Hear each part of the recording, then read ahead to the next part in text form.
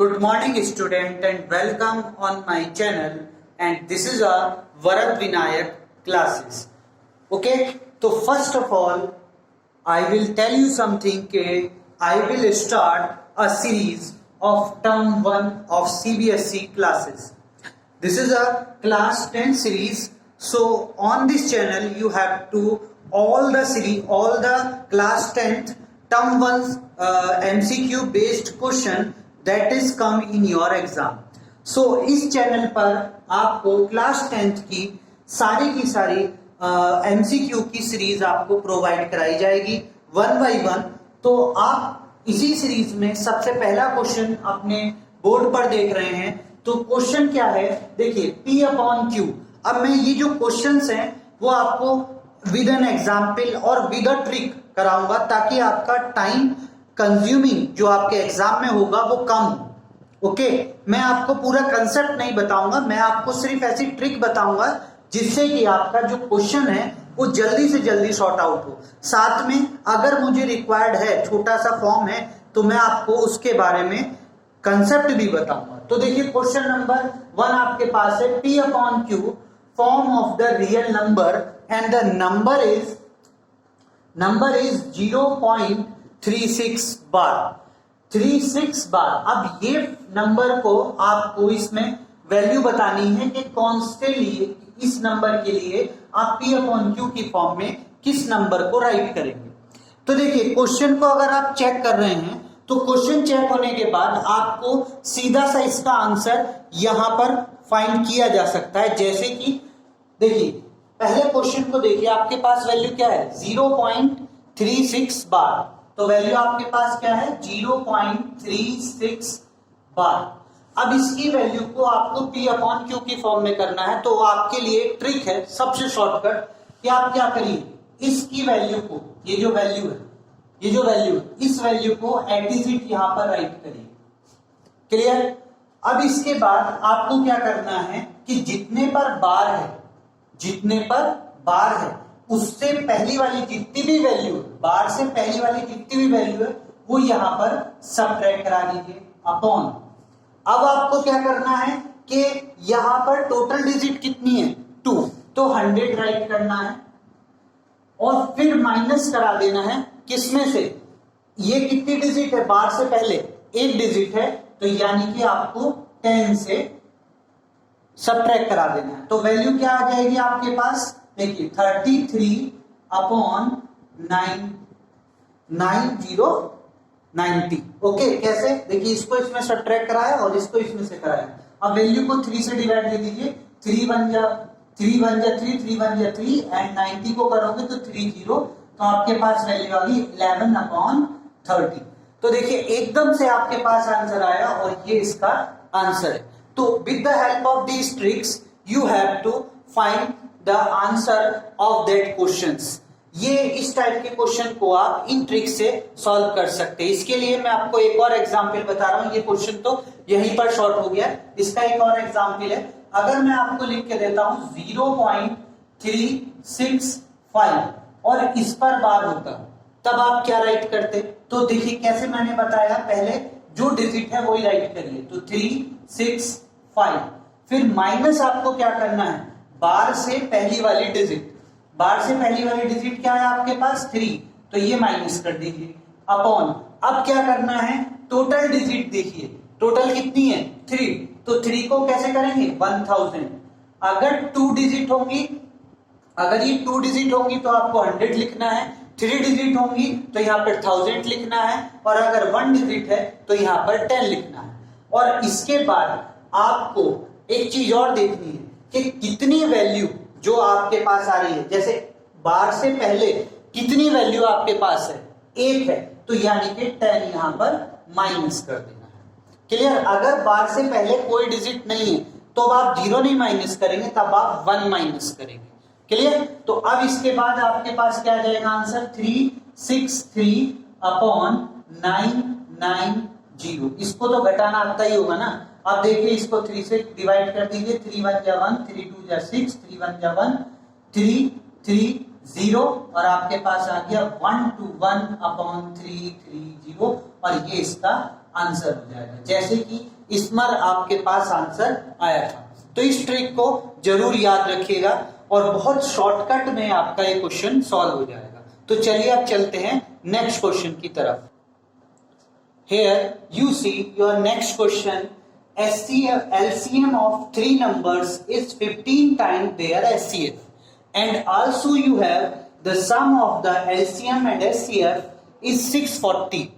If one number is 120, then find the other number.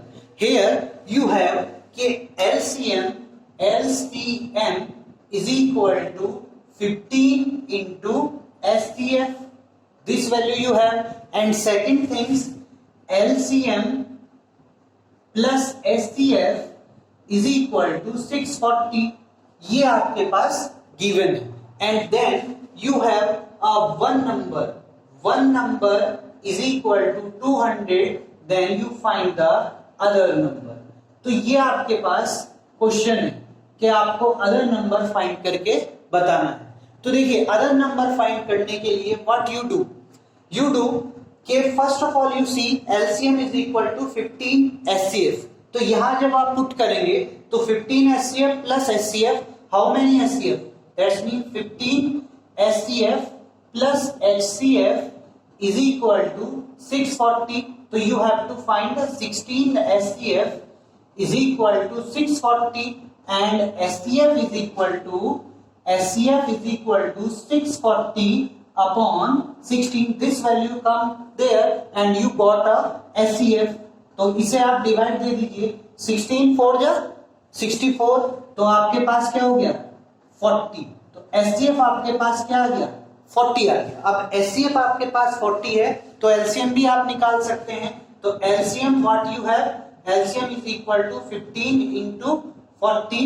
तो 15 4 जा, you very well no 15 4 जा 60, तो ये आपके पास 600 आपके पास LCM भी आ गया। अब दोनों वैल्यू आपके पास है, फर्स्ट नंबर आपके पास है, आपको सेकंड नंबर निकालना है और आपको फॉर्मूला एक लर्न होना चाहिए सेकंड नंबर के लिए। तो second number is equal to क्या होता है LCM into HCF upon first number. ये आप इसके लिए यूज करेंगे, ये आपको फॉर्मूला पता होगा। तो first number into second number is equal to LCM into SCF और वैल्यू पुट कर दीजिए, आपका आंसर आ जाएगा। सिंपल है ना। तो देखिए 600 into 40 upon first number is you have 200।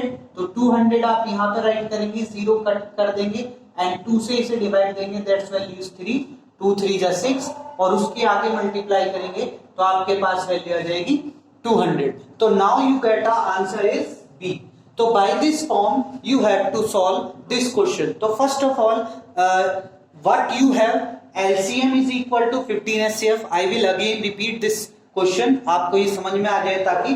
तो LCM आपके पास क्या दे रखा है 15 टाइम ऑफ देयर SCF। तो LCM is equal to 15 SCF and LCM is आपको दे रखा है the sum of LCM and SCF is 640। तो देखिए यहाँ पर क्या था, LCM is equal to 15 SCF and LCM plus SCF is equal to 640. You have to put this value here. तो LCM आपके पास है 15 SCF, तो आप वैल्यू यहाँ पुट करिए just like that 15 SCF is equal 15 SCF plus SCF is equal to 640. Now you add these things, add करेंगे तो 16 SCF is equal to 640, 16 इसके अपॉन में लेके जाएंगे, आपके पास वैल्यू आ जाएगी SCF की।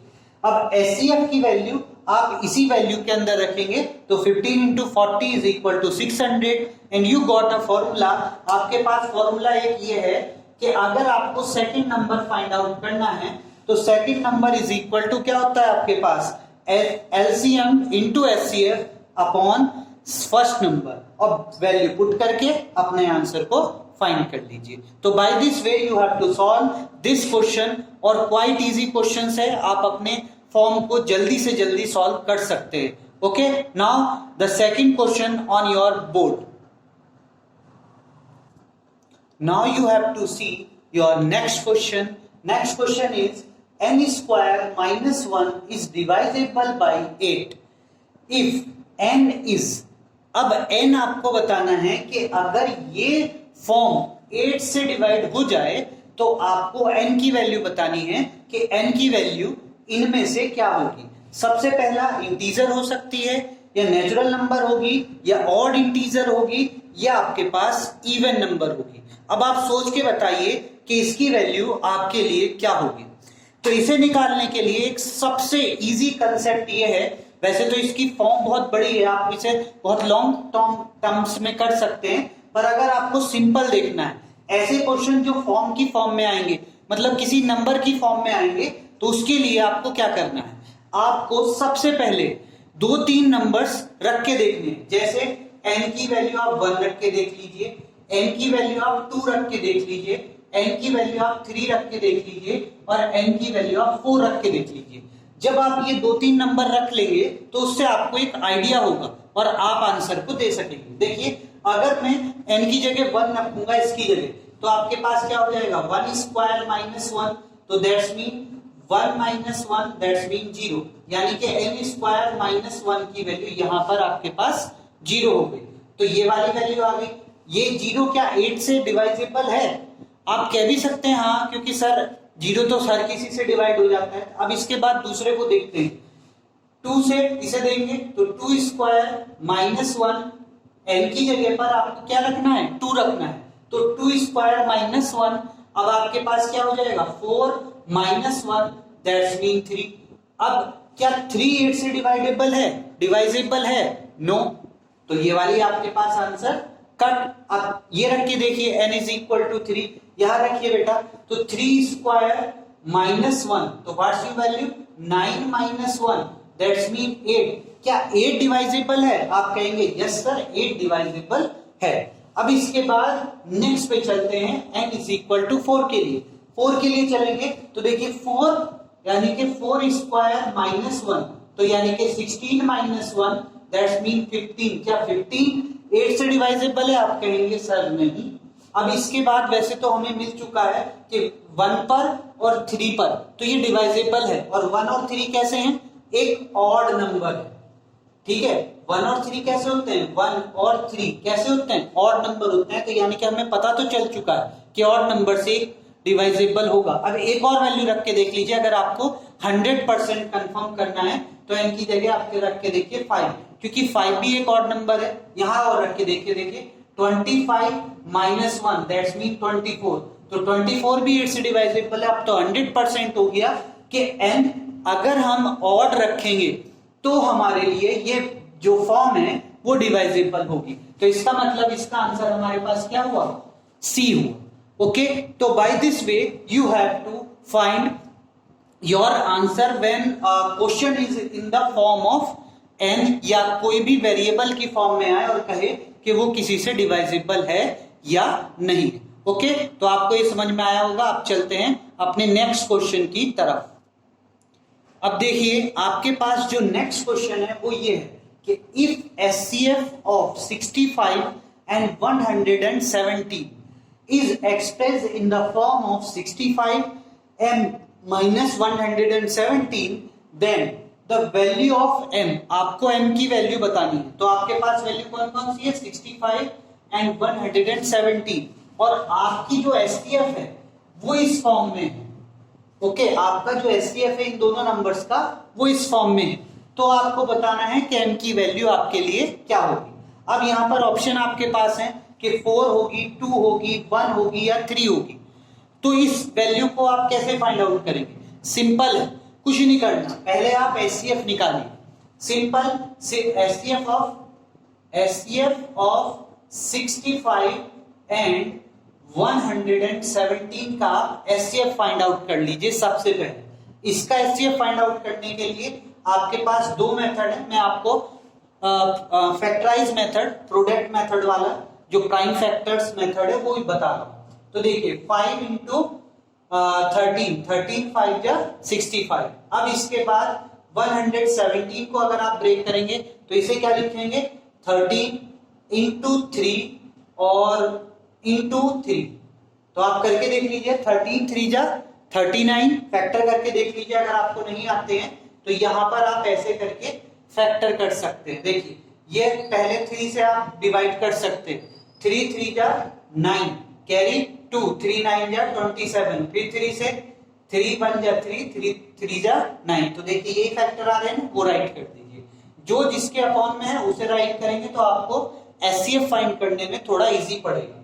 तो आपके पास अब एचसीएफ क्या हो गया बताइए, ये वाली वैल्यू आपके लिए कॉमन है, तो एचसीएफ आपके पास हो गया 13। और इसे सिंपली भी आप निकाल सकते थे कि दोनों डिजिट किसकी टेबल में एक साथ आती है। तो 65 और 117 आपके पास 13 की टेबल में एक साथ आता है। अब इस 13 को उसने किसकी फॉर्म में दिया है, 65m माइनस 117 की फॉर्म में उसने यहां पर आपको दिया है। तो अब इस इक्वेशन से आप m की वैल्यू निकाल लीजिए, सिंपल। अब देखिए इसे आप इधर लेकर आएंगे तो आपके पास क्या हो जाएगा, 13 plus 117 is equal to 65m। Okay, now you add this things, add करिए तो आपके पास वैल्यू क्या आ जाएगी, 65m इज इक्वल टू 130। इसको ऐड करने के बाद आपके पास वैल्यू क्या हो जाएगी, इसको अगर ऐड करेंगे तो 130। अब m इज इक्वल टू कितना हो गया, 130 अपॉन ये इसके अपॉन में 65। तो now you get a value of m। तो 65 2 जा 130, यू वेरी वेल नो। तो m की वैल्यू आपके पास आ गई 2। तो m की वैल्यू 2 का मीनिंग आपके पास क्या है कि आपका ऑप्शन बी ठीक है, ये वाला ऑप्शन जो आपको मैंने दिया है 2। ओके, तो by this way you have to find any type of thing just like a question अगर आपके पास इस फॉर्म में है। अब इस क्वेश्चन को थोड़ा सा मॉडिफाई करते हैं। मॉडिफाई क्या करें कि अगर आपके पास एचसीएफ ये की जगह उसने एलसीएम दे दिया और इन दोनों वैल्यू को दे दिया और उसे किसी फॉर्म में एक्सप्रेस कर दिया, तब आप कैसे करेंगे, वही सेम प्रोसेस है। आप एलसीएम फाइंड आउट कर लीजिए, यहां पर मैं एचसीएफ दे रखा था तो एचसीएफ फाइंड आउट किया। आप अगर एलसीएम देंगे तो एलसीएम फाइंड आउट कर लीजिए और एलसीएम को उसकी फॉर्म के इक्वल रख दीजिए और फिर वैल्यू निकाल लीजिए जो वेरिएबल वो उसके प्लेस पर दे रहा है। तो by this way you have to solve this question. Clear? अब आपके पास आता है नेक्स्ट क्वेश्चन आपकी स्क्रीन पर ये। अब देखिए नेक्स्ट क्वेश्चन है आपके पास -1 raise to the power n plus -1 raise to the power 8n is equal to 0। तो then you have to find a value of n। आपको n की वैल्यू फाइंड आउट करके बतानी है कि n की वैल्यू आपके लिए क्या होगी, यानी कि आपको n की वैल्यू बतानी है। n यहां पर आप क्या राइट करेंगे, तो देखिए n की वैल्यू आप पॉजिटिव इंटीजर भी राइट कर सकते हैं, ऑड इंटीजर भी, इवन भी और निगेटिव भी। तो आपको इसने 4 ऑप्शन दे दिए हैं। अब इसके पास आपको क्वेश्चन का आंसर देना है कि आपके पास ये 4 ऑप्शन है, इनमें से कौन सी वैल्यू n के लिए इस इक्वेशन के लिए सेटिस्फाई करेंगे। तो देखिए सबसे पहले आप क्वेश्चन को अगर ध्यान से देखेंगे तो यहाँ पर -1 की पावर n और यहाँ पर एक आप इसे इवन समझ लीजिए और समझ लीजिए, पर यहाँ पर ये आपके पास इवन ही है। तो अगर आप n की वैल्यू, वही सेम प्रोसेस जो पहले मैंने आपको बताया था कि आप n की वैल्यू पहले 1 रख के देखिए, n की वैल्यू फिर 2 रख के देखिए, n की वैल्यू 3 रख के देखिए और n की वैल्यू 4 रख के देखिए। जब ये आप चारों वैल्यू रख लेंगे तो आपको एक आइडिया हो जाएगा। ऐसे क्वेश्चंस के लिए सबसे बेटर ट्रिक है, अब n की वैल्यू आपके पास 1 है, 1 रख के देखिए तो -1 की पावर 1 प्लस -1 की power 8 into 1 is equal to 0। क्या ये पॉसिबल है? आप कहेंगे देखिए 1 की पावर -1, अब प्लस -1 की पावर 8 बन जाए 8 इज इक्वल टू 0।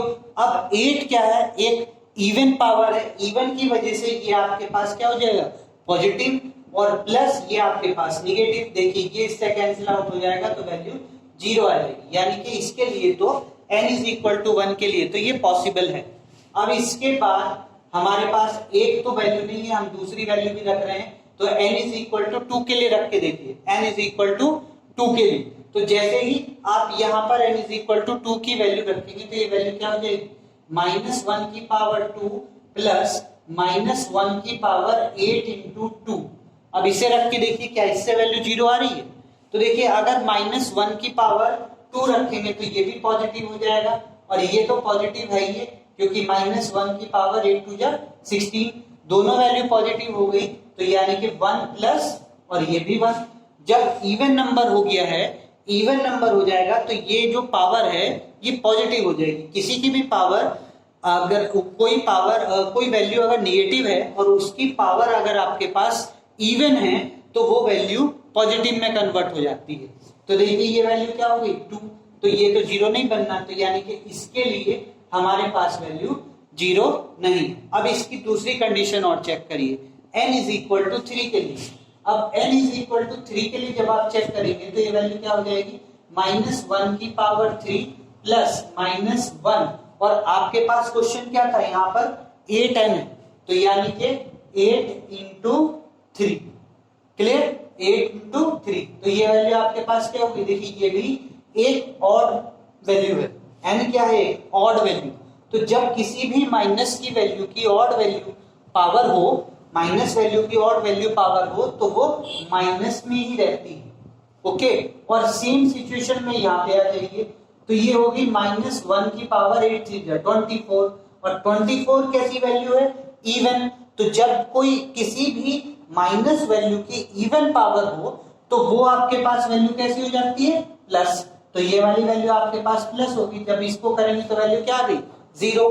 तो यानी कि ये भी ऑड था, ये भी ऑड था, तो जब भी हम ऑड वैल्यू रख रहे हैं तभी वैल्यू आपके पास 0 आ पा रही है, अदरवाइज वैल्यू 0 नहीं आ रही है। तो जितनी भी ऑड वैल्यू है उसके लिए ये क्वेश्चन सेटिस्फाई करेगी, ये क्वेश्चन सेटिस्फाई करेगा, तो यानी कि आपका आंसर ऑड आ गया, तो ये आ गई any odd natural number, clear. तो by this way you have to found your answer.